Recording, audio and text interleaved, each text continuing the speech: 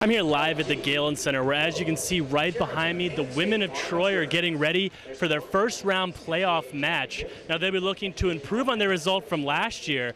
I'm here with head football coach Pete Carroll. Now, coach, obviously Saturday you had a tough loss against Washington. What did you tell your team right after the game, and how are you working to build the confidence back up this week? In a season full of amazing stats, perhaps none is more telling than this. In the Trojans' one collapse of the season, a loss to Oregon State, they allowed more points in the first half than they did in their next 5 games combined. I'm here with head basketball coach Tim Floyd. And coach, on Sunday against UCLA, 4 of your 5 starters went the whole game. Was that your game plan the whole week, or was that more of a game time decision? Now, the game schedule will start in about 15 minutes, and as soon as it's done, we're going to get you full reaction from some of the players involved. Once again, I'm Kevin Taylor, live here at the Galen Center. Back to you in the studio. Welcome back to ATVN. The Trojans looked like they were playing the practice squad on Saturday when they trounced Washington State 69-0. But don't expect the same thing this week. USC travels to Arizona to take on a Wildcats team that is fresh off a big win against Cal. Quarterback Mark Sanchez looked just as sharp in practice as when he shredded Washington State for 5 touchdowns on Saturday. Joe McKnight was in pads, but he did not participate in contact drills. Our Emily Nerlin talked to Coach Pete Carroll about facing a confident Arizona team. We need to take care of the ball really well. We need to be ready for the surge of their energy early in the game and the difficulties in communicating. So we'll work on that on Wednesday. But the big issues are taking care of that football and making big mistakes. We have to eliminate those. Great. Coach, thank you so much for your time. And don't forget, you can see all of Emily's interview at atvn.org.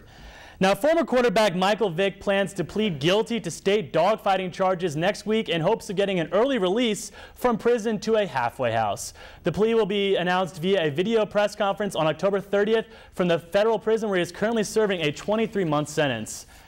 Now, America's favorite pastime has reached its greatest stage. The World Series will start tomorrow, and we have an extensive preview of both teams involved. We will start with the Philadelphia Phillies. The Phillies were first placed in the NL East with a 92-70 record. On offense, look out for 2006 MVP Ryan Howard, and on the pitching mound, Cole Hamels is the best player on their team. Phillies manager Charlie Manuel is confident in his team despite the extensive break they've had since the end of the NLCS. We feel like the more that we've practiced enough, and also, like if we stay focused on what we're doing and we have the right mindset, I think our guys have definitely hit enough, and I think we're ready to go. Now, on the other side, you have a team that could turn into the most unlikely champion in sports history. The Tampa Bay Rays had the worst record in the league last year, but oh, what a difference a year can make.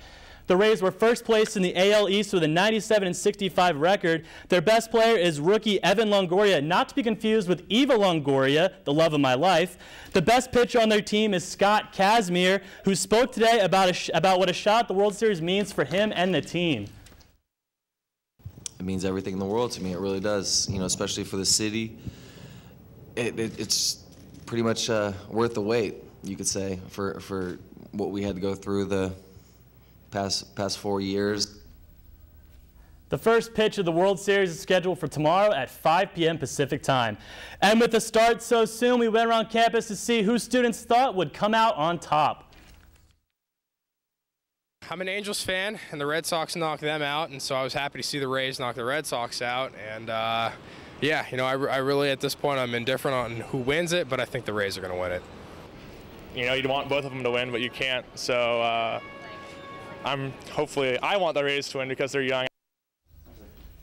Now, going back to the beginning of the year, the Rays were 200-1 in Vegas to win the World Series. So anybody who put money on them is really happy right now. Wishing I had. Thanks, Kevin, and thank you so much for watching Annenberg TV.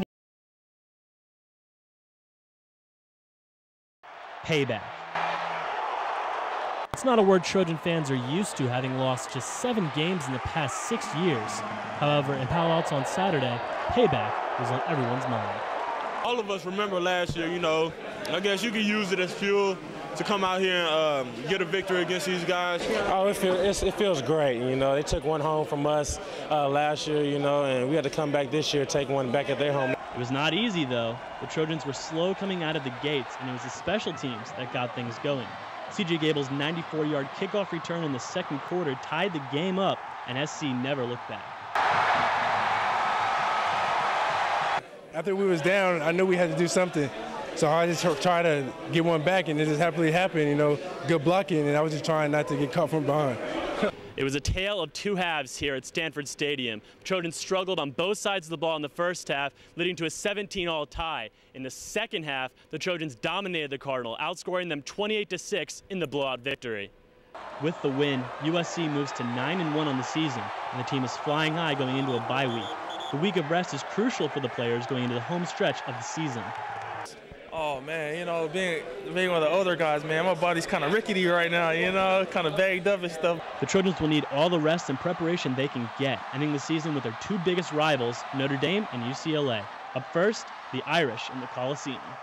It's our last home game, and so it's going to be an emotional one for us, for the seniors, and you know, just being the last one of the season, and so you know, we just got to come out next week, give it everything we got, and you know, get ready for Notre Dame. For now, the Trojans will enjoy the sweet taste of revenge, leaving the Cardinal flat on its back. Kevin Taylor, Annenberg TV News. He had a game of his life, and it's too bad that it ended the same night. It's terrible. Angels fans filed in and out all day at Angels Stadium, leaving flowers, baseballs, and personal notes. Anything they can do to ease the mourning process after the tragic death of Nick Adenhart. He loved playing for the Angels, and that's why he played. You know, he loved the game, and he you know, as Rex Hudler says, he's a gamer. Adenhart pitched 6 shutout innings in what was his first start of the year and only his 4th appearance with the team. Despite how new the 22-year-old was to the team, fans treated him like a lifelong angel. My first reaction was tears came to my eyes because all these boys are like I raised them. I mean, they're just like family. The Angels are just like family, and I have grandsons that are the age of this young man. Angels fans were just getting to know Adenhart. His high school coach said that he touched the lives of many people. People didn't even know him, was following his career and watching him on the internet and the games and stuff. So he touched a lot of lives just in the county that everyone was so proud of him to make it as far as he did so quickly. Such a sudden tragedy leaves many fans with an important reminder. How fast a life can go. I mean, he pitched in less than 12 hours later, he's gone. So, you know, you just try to remember that every moment is precious. Adenhart gave Angels fans a night they won't soon forget. For those close to him, he gave them a life they will never forget.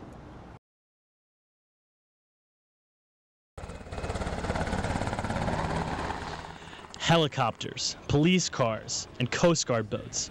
For any unsuspecting onlooker, it looked like organized chaos. For the authorities involved, it was a successful real-life drill. What we're really fine-tuning here is the communication and the coordination of all the agencies that participate in something like this, and we're battling the clock today. Authorities from the fire department to the FBI were there to rescue 134 passengers from the water. Emergency workers brought the passengers in on boats, treated their wounds, and put them on stretchers into ambulances. Makes me feel like they do know what they're doing here, that if this did happen, that they would have it under control, and that they could really do a lot of good here and save a lot of lives if that did happen. People who happened to walk by the dock were comforted by the fact that workers are going through such a realistic drill. Just like the military, they train and train and train, so when the actual event happens, they fall back on the habits they've developed and the training that they have. This scenario was similar to the Miracle on the Hudson, where a pilot successfully glided the plane into a water landing after birds knocked out both of the engines. Despite that incident, Rob Moore says he's not worried when he's flying. The pilots handled things very well, and so I feel confident, safer flying than driving, from my point of view. Authorities run similar drills 1 to 2 times a year. They may not be able to prevent such a plane crash, but training drills like this could save many lives. Kevin Taylor, Annenberg TV News.